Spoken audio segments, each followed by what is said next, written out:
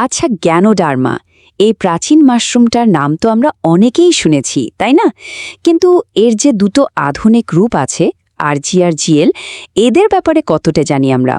চলুন আজ এই জুটির আসল রহস্যটা একটু জেনে নেওয়া যাক। ব্যাপারটা কিন্তু বেশ মজার। একই জিনিসের দুটো রূপ, অথচ কাজ কিন্তু একদম আলাদা। কখনো কি ভেবে দেখেছেন, একটা শরীরকে ভেতর থেকে পরিষ্কার করে আর অন্যটা তাকে আবার নতুন করে গড়ে তোলে? চলুন এর পেছনের বিজ্ঞানটা কি সেটা আজ সহজ করে বুঝে নিই।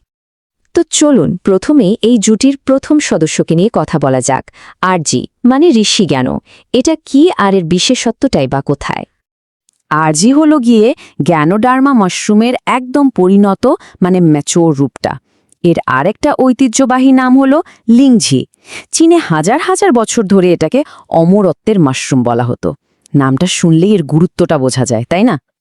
আরজির আসল বিশেষত্ব কিন্তু এর বয়সে।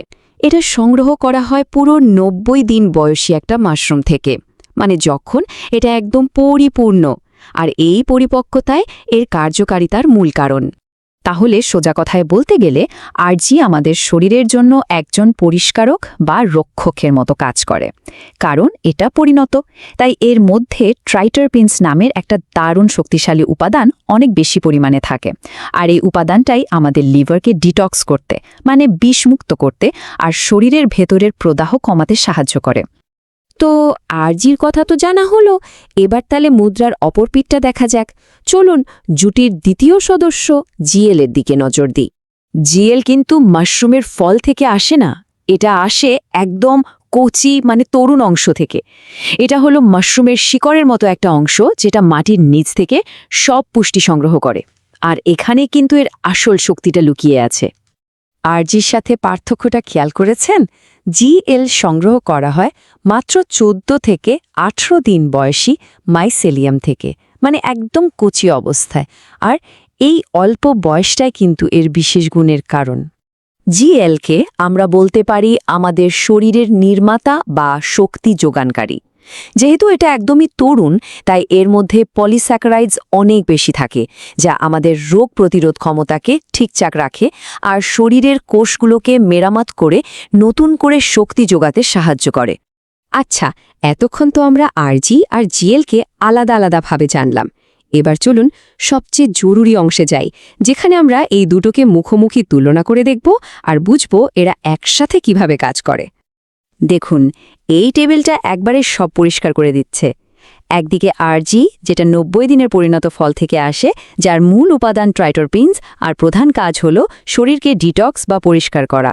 আর অন্যদিকে জিএল, যেটা মাত্র ১৪-১৮ দিনের কচি মাইসেলিয়াম থেকে আসে, যার মূল উপাদান পলিস্যাকারাইডস আর কাজ হল শরীরকে মেরামত আর পুনর্গঠন করা। মানে একজন ঘর পরিষ্কার করে আর আরেকজন সেই পরিষ্কার ঘরের নতুন করে সব সাজিয়ে দেয়। বেশ, এখন আসল প্রশ্ন হল, এই দুটো ভিন্ন কিন্তু পরিপূরক শক্তিকে আমরা নিজেদের কাজে লাগাবো কিভাবে? চলুন এর ব্যবহারিক দিকটা একটু দেখে নেওয়া যাক। শুরু করাটা কিন্তু একদমই সহজ। একটা আরজি আর একটা জিএল ক্যাপসুল দিয়ে শুরু করা যেতে পারে। আর হ্যাঁ, সবচেয়ে ভালো ফল পাওয়ার জন্য খাবারের আগে খেতে হবে আর সারাদিন প্রচুর পরিমাণে পানি পান করতে হবে। শরীর কিভাবে সাড়া দিচ্ছে সেটার উপর নির্ভর করে ধীরে ধীরে এর পরিমাণটা ঠিক করে নিতে পারেন।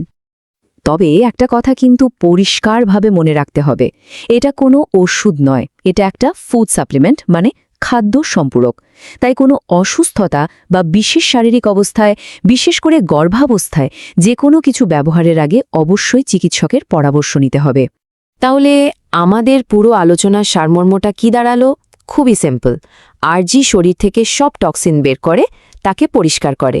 আর জিএল সেই পরিষ্কার শরীরটাকে মেরামত করে শক্তি যোগায়। এই দুটো যখন একসাথে কাজ করে, তখন শরীরের ভেতরে একটা চমৎকার প্রাকৃতিক ভারসাম্য তৈরি হয়। শেষ করার আগে একটা প্রশ্ন রেখে যাই। একটু ভেবে দেখুন তো, ডিটক্স করে যদি শরীরের ভিত্তিটা মজবুত করা হয় আর পুনর্গঠনের মাধ্যমে যদি সেই ভিত্তির উপর একটা সুন্দর ঘর তৈরি করা হয়, তাহলে এই দুটো একসাথে মিলে আমাদের সার্বিক সুস্থতার জন্য কতটা দারুণ কিছু তৈরি করতে পারে। এই ব্যাপারে আরও বিস্তারিত জানতে অথবা ডিএক্সএন ব্যবসার সাথে যুক্ত হতে চাইলে আপনারা সাদমান হোসেন ইমনের সাথে যোগাযোগ করতে পারেন। তার যোগাযোগের সব তথ্য স্ক্রিনে দেয়া আছে। আজ তাহলে এ পর্যন্তই। সবাই ভালো থাকবেন, সুস্থ থাকবেন। ধন্যবাদ।